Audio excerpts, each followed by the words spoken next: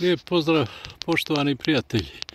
Kraj oktobra obično koristimo, pošto je riječ o praktičnom završetku ovogodišnje sezone u baštovanstvu, za sjetvu ili sadnju posljednjih povrtlarskih kultura koje uspješno prezimljavaju.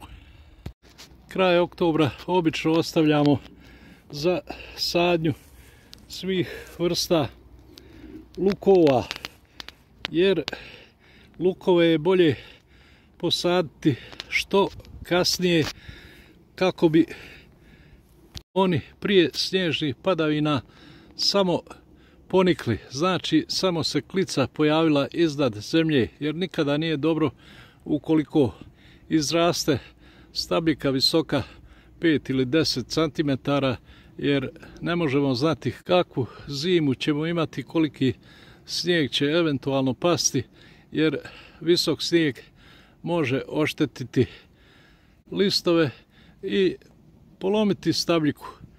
Tome je naročito sklon bijeli luk i zato njega ostavljamo za kraj oktobra. Znači, bijeli luk ne treba nikada saditi prije zadnjih par dana oktobra, a ukoliko potraje lijepo vrijeme, to možemo pomjeriti i za početak novembra.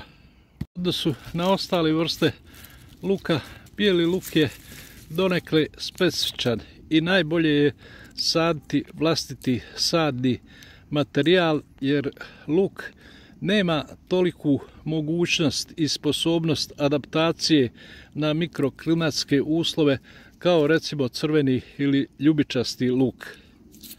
Ja sam prije 2 godine pokušao saditi manju količinu holandskog bijelog luka i imao sam jako sitne glavice. I najbolji prinos i najkrupnije glavice imam kada sadim svoj vlastiti bijeli luk. I ovo je moj bijeli luk iz ovogodišnje proizvodnje i odabrao sam krupnije čenove. Uvijek sa glavice luka treba izabrati krupne čenove, skinuti ovaj omotač spoljni, ne dirajući ovu unutrašnju ljusku kojom je luk na neki način zaštićen. Češnjeve iz sredine glavice nije poželjno saditi, jer oni su uvijek deformisani i spljošteni. Ako u protekloj sezoni nismo imali nekih većih problema sa uzgojem bijelog luka, to ne znači da se na ovim češnjevima ne nalaze spore, gljivica, mikroorganizmi, bakterije i slično, što nam govori da uvijek prije sadnje češnjeve bijelog luka treba dezinfikovati. Postoji jako puno načina, ja sam o nekima već govorio u prethodnim videima, ali danas ću pokazati praktično najstariji način dezinfekcije bijelog luka. Ta dezinfekcija radi se sa čistim drvenim pepelom. Znači, nikako ne treba koristiti pepeo nepoznatog porijekla. Ovo je pepeo koji je nastao sagorijevanjem ovogodišnjih stabljika kupina, odnosno stabljika koje su ove godine donijele rod. Nakon berbe te stabljike se uklanjaju i obavezno spaljuju, jer je na tim stabljikama može biti spora, gljivica, raznih mikroorganizama i slično. Ispaljivanjem tih stabljika od ovog svog malog zasada kupina ja sam dobio dovoljno pepela da mogu sa njim dezinfikovati materijal bijelog luka, a imam i dovoljno pepela za presipanje gredice.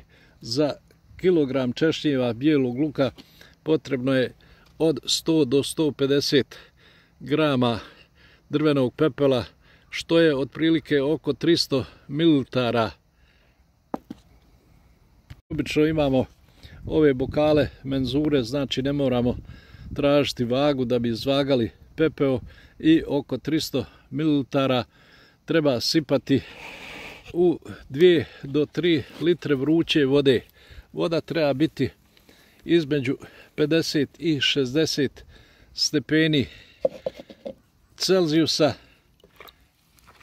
i to treba dobro promiješati prije nego što u taj rastvor potopimo češnjeve bijelog luka. Oni koji imaju više godina sjećaju se da je nekada se drveni pepeo koristio da se u rastvoru njega i vrele vode iskuvava bijeli veš, jer tada nisu postojale veš mašine. Znači, drveni pepeo ima u svom sastavu i supstance koje uništavaju mikroorganizme, bakterije, spore, gljivica i slično. Obzirom da u ovakvom rastvoru češnjeve bijelog luka treba držati 10 do 15 minuta, ne više. Najbolje je te češnjeve staviti u mrežicu u kojoj dobijamo crveni luk kada ga kupimo i to ostaviti u ovoj posudi. Ovo uvijek radimo nekoliko sati prije planirane sadnje. Najbolje je to odraditi danas, a narednog dana saditi bijeli luk.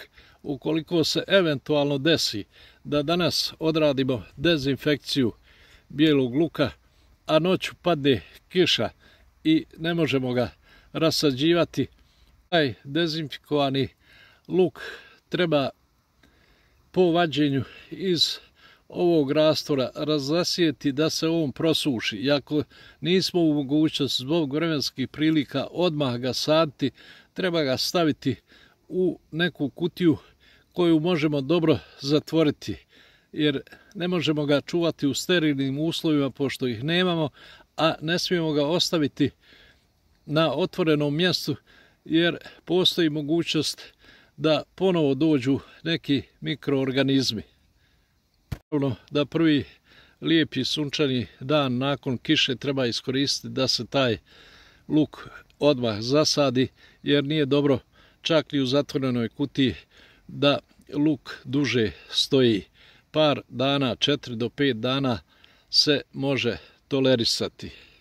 Nakon što luk provede 10 do maksimalno 15 minuta u ovom rastvoru drvenog pepela u vrućoj vodi, njega treba jednostavno izvaditi i razastrijeti na neku sitku kako bi se on ocijedio i potpuno prosušio. I nakon toga takav luk je spreman za sadnju.